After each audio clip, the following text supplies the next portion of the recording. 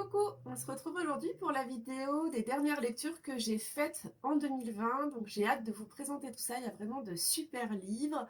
À la fin de la vidéo aussi, je vais vous parler des changements qu'il y aura pour 2020 au niveau de mes lectures, au niveau de mes présentations. Donc restez bien jusqu'à la fin. En général, j'ai lu une quinzaine de livres tous les 3 mois le long de l'année. J'ai pris beaucoup de plaisir à vous en parler. J'adore voir que ces lectures vous plaisent et que parfois vous les achetez. Euh, Là, honnêtement, pour la fin 2020, j'ai beaucoup moins lu, moitié moins. Donc déjà sur octobre, novembre, décembre, c'est vrai que j'ai eu ma retraite qui m'a pris énormément de temps d'organiser un week-end en montagne, le gîte, les repas, les activités, etc. Ensuite, j'ai eu la perte d'un proche. Enfin, il y a eu plein de choses qui ont fait que j'ai beaucoup moins lu. Donc je crois que je suis à 8 là, donc moitié moins. Et encore, j'ai un peu pris sur janvier, parce qu'il y a des livres que je voulais terminer, parce que je voulais absolument vous en parler, sinon je trouvais que j'avais rien du tout. Bref, en tout cas, ce qui est sûr, c'est que à partir de la prochaine vidéo, ça sera une vidéo tous les 2 mois. Donc la vidéo pour des lectures de janvier et février sortira juste tout début mars. Parce que sur 3 mois, des fois, ça fait trop de livres. Quand j'en ai 15 à vous en parler, j'ai du mal à faire la vidéo parce que je me dis ça va me prendre du temps et patati et patata. Et en plus, le livre que j'ai lu il y a 3 mois, je suis plus autant dedans que si je vous en parlais au bout d'un mois ou deux. Donc voilà, j'espère que ce nouveau format, à partir de la prochaine, vous plaira. Donc là, il y a encore beaucoup de lectures aux éditions Le Duc, parce que comme vous le savez, j'ai été lectrice 2020. Donc ça, on va en reparler tout à la fin, parce que ça fait partie des changements qu'il y aura pour la suite. Mais en gros, toutes les 2 ou 3 semaines, je devais lire un livre pour eux et rendre une chronique. Donc là, il y en a encore pas mal.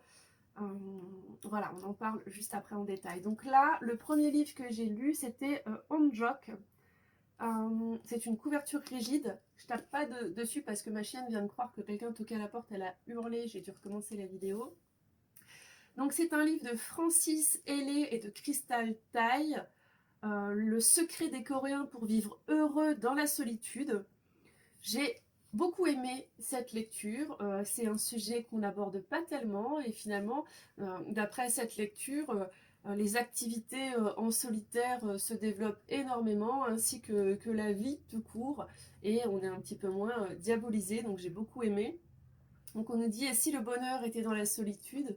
Le terme onjok désigne les personnes qui ont choisi de pratiquer des loisirs solitaires, de profiter de leur indépendance et d'embrasser la solitude. Les onjok rejettent les valeurs sociales collectives, préférant célébrer l'individu avant la communauté. Ce livre nous fait découvrir ce mode de vie et nous invite à une réflexion sur la beauté de la solitude. On devrait tous savoir être bien seul avec soi-même.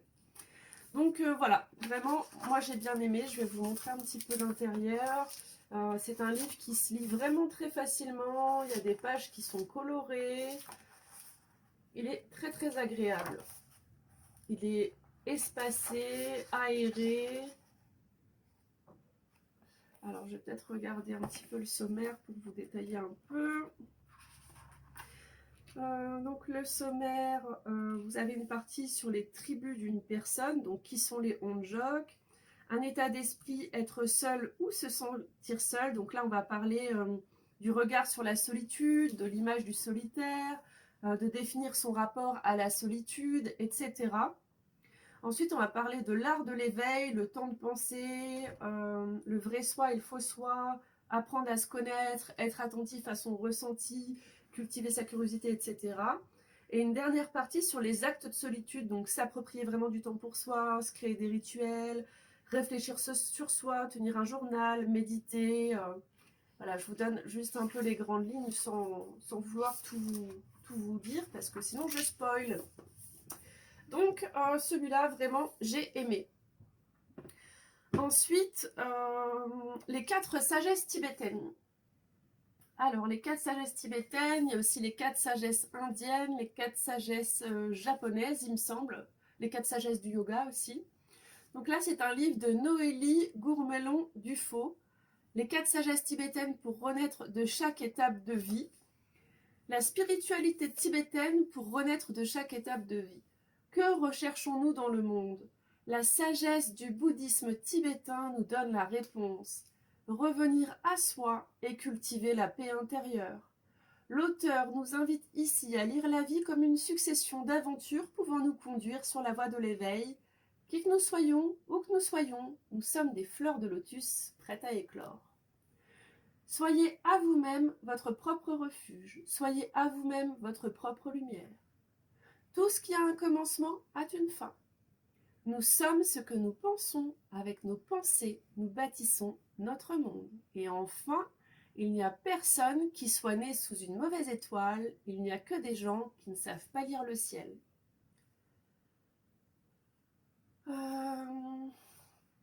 J'ai beaucoup aimé aussi ce livre-là, mais du coup c'est un peu loin pour que je me rappelle bien. Mais oui, je l'avais bien aimé. Parce que de toute façon, comme vous m'avez dit en privé, quand il y a un livre que j'ai pas aimé, ça se voit tout de suite sur ma tête apparemment. Donc je vous montre un petit peu l'intérieur. Voilà, j'aime bien quand il y a des pages un peu comme ça. Et là on nous dit, c'est les 4 sagesses qui sont réécrites. Je vais regarder un petit peu. Oui, donc il y a un contenu exclusif. Alors ça c'est top. Je crois qu'il n'y a que les éditions Le Duc qui font ça. En fait, vous venez scanner le QR code une fois avoir téléchargé l'application et en fait vous allez avoir des bonus et là c'est des méditations, donc c'est vraiment super. Je trouve le principe vraiment bien. Alors du coup il y a une partie pour chaque sagesse. Le sommaire il en dit pas plus. En fait j'ai l'impression d'avoir lu que du Le Duc, mais non, il y en a quand même un autre. Un livre que j'ai trouvé vraiment très intéressant, Le syndrome de la femme pressée. Je ne sais pas si j'ai dit comme il faut là. Le syndrome de la femme pressée. Donc ça, je pense que ça va parler à beaucoup. Hein. Donc c'est un livre du docteur Libby Weaver, l'impact des to-do list infernales sur notre santé. Compulsions alimentaires, troubles du sommeil, infertilité, ménopause précoce, dépression. Une vie trop pressée peut induire de lourdes conséquences sur notre santé physique et psychologique. Dans ce guide, le docteur Weaver vous révèle les conséquences scientifiquement prouvées du syndrome de la femme pressée sur votre santé. Vous explique pourquoi le sentiment d'urgence est ancré chez les femmes. Vous aide à décrypter vos symptômes, vous donne toutes les solutions à mettre en place au quotidien, alimentation réparatrice, activité physique décompressante, routine bienfaisante. Alors celui-là, du coup, je ne l'ai pas lu en livre parce que souvent je les recevais en PDF. Donc le livre est très beau, puis j'aurais bien préféré lire les 330 pages en livre plutôt que me casser les yeux sur l'ordinateur. Je vais vous montrer un petit peu l'intérieur. Alors, ce livre, par contre, ne fait pas partie des livres légers à lire. C'est un livre qui est extrêmement complet, parce qu'en fait, on ne vous fait pas que vous parler superficiellement, en fait, de ce problème des femmes stressées et pressées. Il y a vraiment toutes les... Misty! Misty! Ah, mon chat qui bouffe mes photos. Il y a vraiment toute une approche scientifique derrière.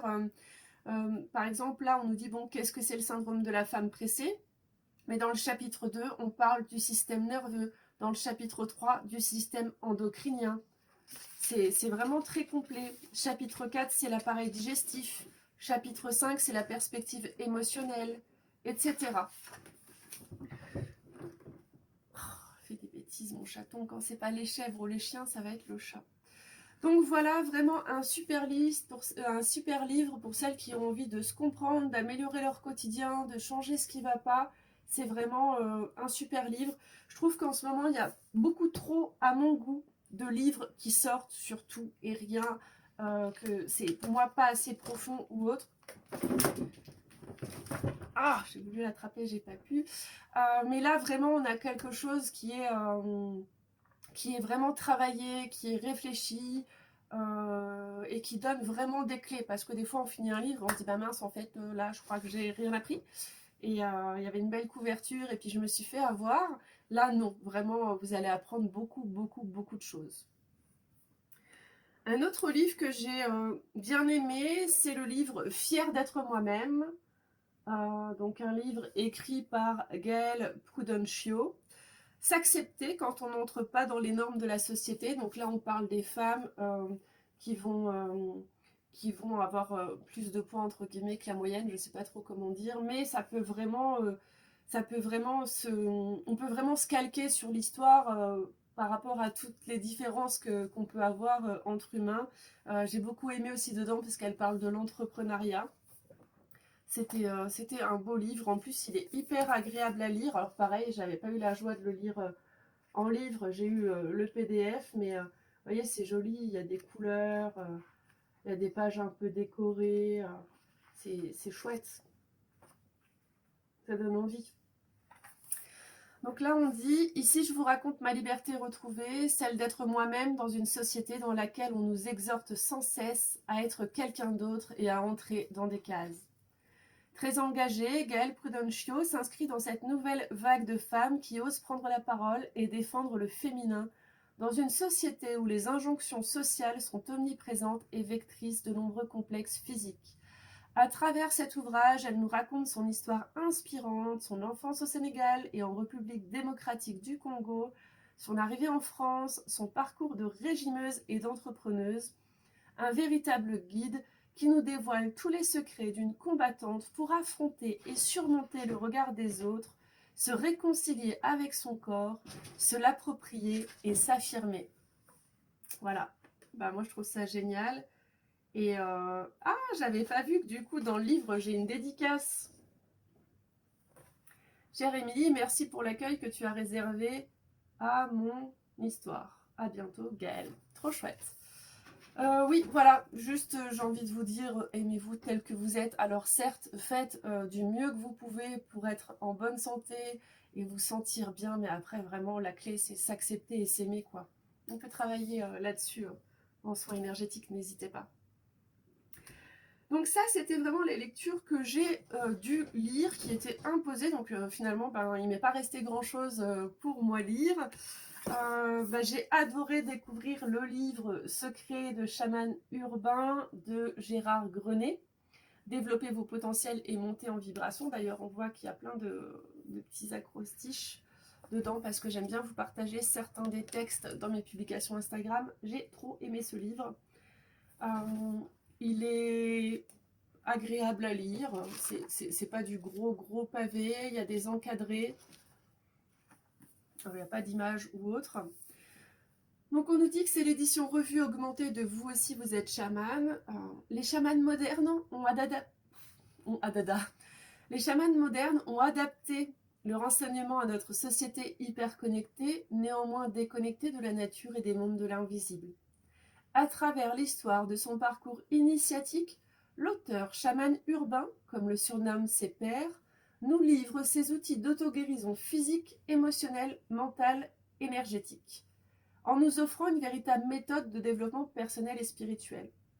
Cet ouvrage vous accompagne sur le chemin du bien-être intérieur, découvrez votre animal totem, retrouvez votre enracinement dans la nature, ressentez les ondes et les vibrations, respirez en pleine conscience, visualisez afin d'attirer, pratiquez l'affirmation positive pour obtenir, développez votre intuition, nettoyez vos mémoires pénalisantes et modifiez vos croyances limitantes, créez enfin votre vie, ça donne envie, hein. Nous sommes toutes et tous chamans, une part de nous abrite bien ce potentiel et le comprendre peut changer nos existences. Alors du coup, au niveau du livre, donc au début on commence par vous parler des 6 idées reçues sur le chamanisme. Ensuite, qu'est-ce que le chamanisme? Comment reprendre contact avec soi-même? Comment se nettoyer? Comment réveiller sa spiritualité? Comment pratiquer son intériorité? Comment harmoniser son lieu de vie? Etc. Donc vraiment, si vous avez envie d'en apprendre plus sur le chamanisme, c'est un très très bon livre avec des exercices à mettre en pratique qui sont vraiment, qui sont vraiment facilement mettables dans notre quotidien. C'est pas très français ce que je dis, mais vous m'avez compris. Voilà, j'espère avoir plus de lectures de ce style pour 2020 parce que c'est quand même plus ce qui me parle. Un livre que j'attendais avec impatience, j'ai adoré la couverture, c'est un gros pavé Notre cœur sait qu'un monde plus beau est possible. Voilà, tout est dit. Ça donne juste trop envie de le lire. C'est aux éditions Jouvence. Cette fois-ci, c'est un livre qui fait 450 pages. Voilà, qui n'est pas non plus écrit en gros pavé. J'aime bien parce que des fois, on reprend des petits bouts de texte comme ça à ces endroits-là. Et j'aime aussi le changement de chapitre, voilà, qui est de ce style-là. Donc, j'aime beaucoup. J'aime beaucoup, mais je vous avoue que ce qui m'a fait craquer, c'est son titre et sa couverture. Donc, c'est un livre de Charles Einstein. Suivez Charles et sa plume perspicace, incisive et engagée au cœur d'un essai fascinant à la découverte de deux grandes histoires. Celle qui sous-tend l'ancien paradigme, le monde qui touche aujourd'hui à sa fin et surtout celle du nouveau modèle en train d'émerger un peu partout. Nous vivons actuellement cette transition entre deux mondes. Après une ère soumise à l'illusion de la séparation avec les conflits qu'elle a engendrés dans tous les domaines, arrive l'ère de la réunion, de la prise de conscience, de notre profonde interdépendance. Tel un tisserand, l'auteur nous révèle page après page les nœuds qui nous retiennent encore dans l'ancienne histoire et file progressivement un nouveau récit, celui de l'inter-être. Comment passer de la vieille histoire à la nouvelle? Comment dépasser le doute, le cynisme, le désespoir avant d'atteindre cette dernière? Charles Einstein, non, moi je dis Einstein, mais c'est Eisenstein, esquisse un chemin pour avancer ensemble vers ce monde plus beau que notre cœur sait possible. Un texte éminemment inspirant, nous invitant à sortir de nos conditionnements en écoutant notre cœur. J'ai trop hâte de savoir ce que vous en pensez en commentaire. Aux humbles dont les choix invisibles guérissent le monde. Donc on vous parle dedans finalement de la blessure qui est la cause de tout, qui est la séparation. On vous parle de l'effondrement, de l'inter-être, du cynisme, de la folie, de la force, de la science, du climat, du désespoir, de l'espoir, de la morphogénèse, de la naïveté, de la réalité, la spiritualité, l'orthodoxie, la nouveauté, l'urgence, le manque, le faire, le non-faire, l'attention, la lutte, la douleur, le plaisir, le jugement, la haine, avoir raison, la psychopathie, le mal, l'histoire, la perturbation, le miracle, la vérité, la conscience, le destin et l'initiation. Voilà, il fait partie de mes coups de cœur 2020. Et enfin, pour terminer, on va parler des magazines. Alors tout d'abord, je suis complètement dégoûtée parce que j'adore le magazine Natif sur les peuples premiers et j'ai pas eu le temps de lire le numéro 2. Ça fait que là, j'ai le 2 et le 3 à lire.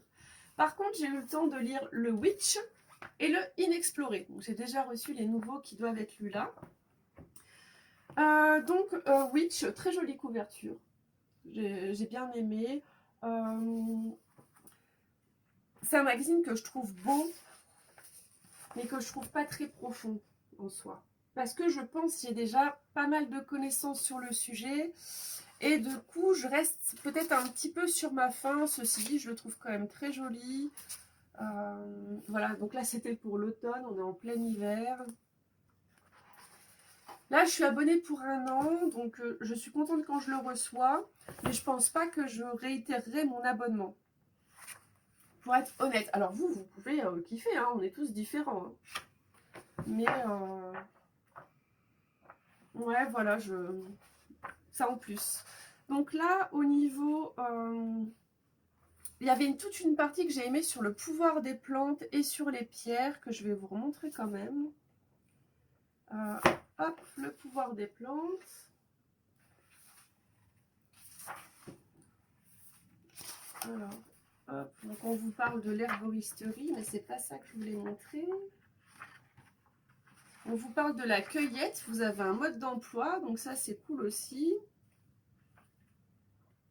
On vous parle de la sonothérapie et des diapasons, les images sont vraiment très jolies.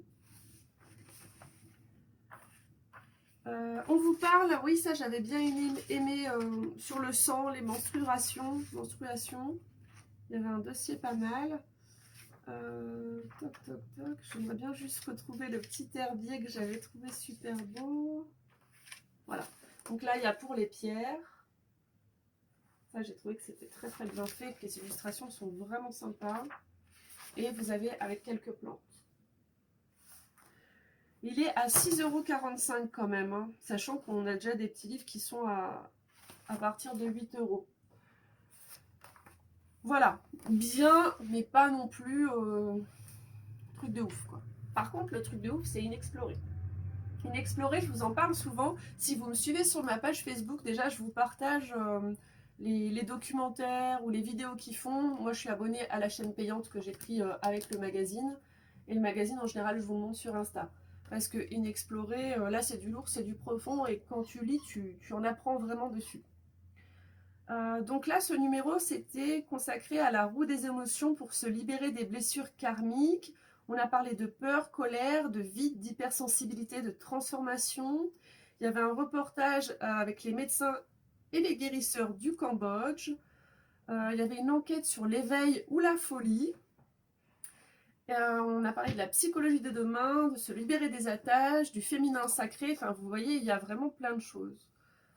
Par contre, c'est pas forcément un magazine qu'on va acheter parce qu'il a des belles images, mais c'est pas ce qu'il a le plus. Vous voyez, il a énormément de textes. Vous allez énormément apprendre sur des sujets divers et variés parce que c'est profond, c'est avec des études scientifiques, etc. Donc c'est vraiment, moi, un magazine que je recommande. Mais c'est pas ce qu'on lit pour se vider la tête ou pour se détendre. C'est vraiment, je trouve, très poussé. Très poussé. L'INRES, c'est l'Institut. Alors, l'INRES, est-ce que ce serait écrit par là? Non. Mais enfin, ils font vraiment plein de recherches et le fait de vous abonner à eux, ben, vous les aidez à continuer. Donc, c'est vraiment, vraiment génial. N'hésitez pas à me dire en commentaire ce que vous en avez pensé, qu'est-ce que vous avez lu, qu'est-ce que vous pensez du fait que maintenant je vais faire une vidéo tous les 2 mois.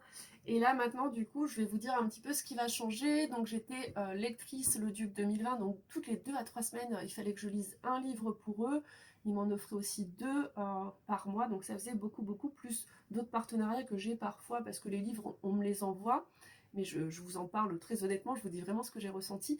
Mais en fait, l'année dernière, du coup, je me suis mis à recevoir plein de livres et tout, que j'ai pas le temps de lire. Du coup, ça a rempli ma bibliothèque, ça a commencé à vraiment me frustrer. Et en plus, ben, quelque part, je lis pas ce que j'ai envie de lire. Je lis ce qu'on me dit de lire. Et ça, j'ai un peu du mal avec. Donc j'ai terminé l'aventure avec les lectrices Le Duc. Alors déjà, j'ai pas compris, parce que normalement, c'était pour 1 an. On a commencé en avril, mais en fait, fin d'année, voilà, on nous a dit en gros au revoir, mais qu'on continuera à recevoir des livres jusqu'à avril. Déjà, j'ai pas trouvé ça super. En plus, au niveau de cette aventure, il y a eu énormément de PDF à lire sur l'ordi. Je trouve ça très désagréable. Je trouve que ça fait mal aux yeux. Quand tu tapes un livre de 400 pages à lire pendant les fêtes en 15 jours, franchement, j'avais hâte que ça se termine. Vraiment, autant ils ont de super livres, autant ce qu'ils m'envoyaient, ça me plaisait pas forcément. Du coup, je vous les ai pas forcément présentés sur les réseaux sociaux, j'en ai parlé dans les vidéos comme ça. Mais voilà, je préfère avoir beaucoup moins de livres, mais avoir le temps de les lire et que ce soit sur les sujets qui m'intéressent, c'est-à-dire tout ce qui est plus nature, plus peut-être animaux, chamanisme. Voilà, moi les trucs sur les mers, la féminité, etc., ça me parle pas trop pour l'instant. Donc je suis contente de reprendre les rênes et j'ai hâte de voir ce que 2021 va nous réserver au niveau des sorties littéraires. En tout cas, là, j'en ai plein à lire, que j'ai très hâte de lire et de vous partager. Voilà, bah écoutez, je vous dis à très bientôt. Et donc, il y aura une vidéo de présentation d'Aura qui sort jeudi. Et la prochaine vidéo lecture fin février. En attendant, prenez bien soin de vous. Bonne lecture. Namasté.